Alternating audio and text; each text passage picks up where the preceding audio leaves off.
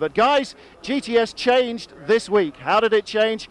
With the arrival of these cars, the factory Chrysler Vipers, the Le Mans winning cars. Now these are being brought over here, a full works entry for the rest of the season, and this is going to totally change the face of the race. Now they've got two of this year's Le Mans winners, two of last year's Le Mans winners as their driving strength in depth, in engineering and in driver lineup.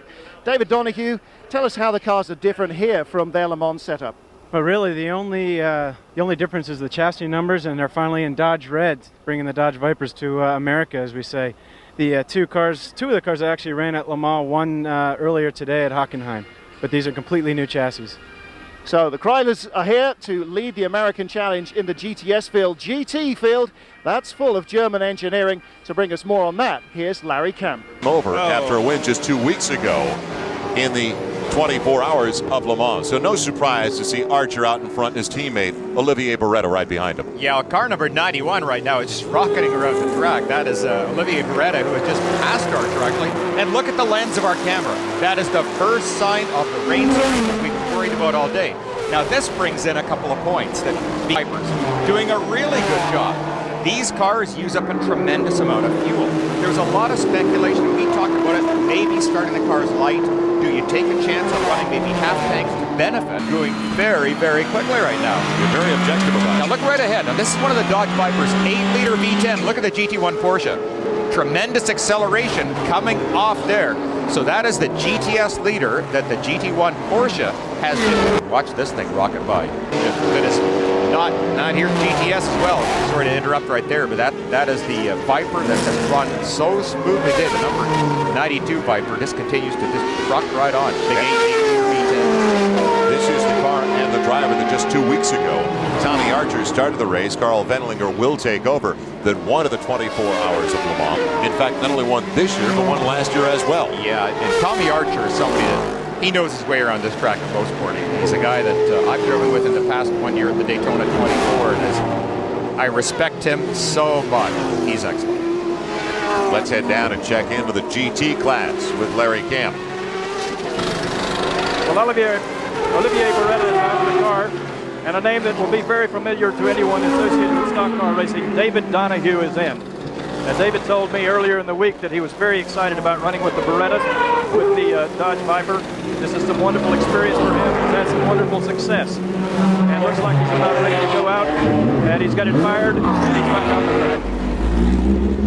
So make that the GTS class, the other Dodge Viper, David Donahue, who's had so much success in that car. Great young driver, a great family as well. These are impressive cars. I mean, what Chrysler and what the various teams have done to transform this highly exotic street car into a race car has really been astonishing. In those two cars, those two started. Wendlinger has taken over along with David Donahue. There's the 91 car. The 91 car leading in the GTS class, and David Donahue aboard. They have run like the proverbial trains. Very, very strong performance. You can see they have a full lap lead over number 55. That's the Celine Mustang. So you got American Power running first, second, and third in GTS. Porsche's in fourth.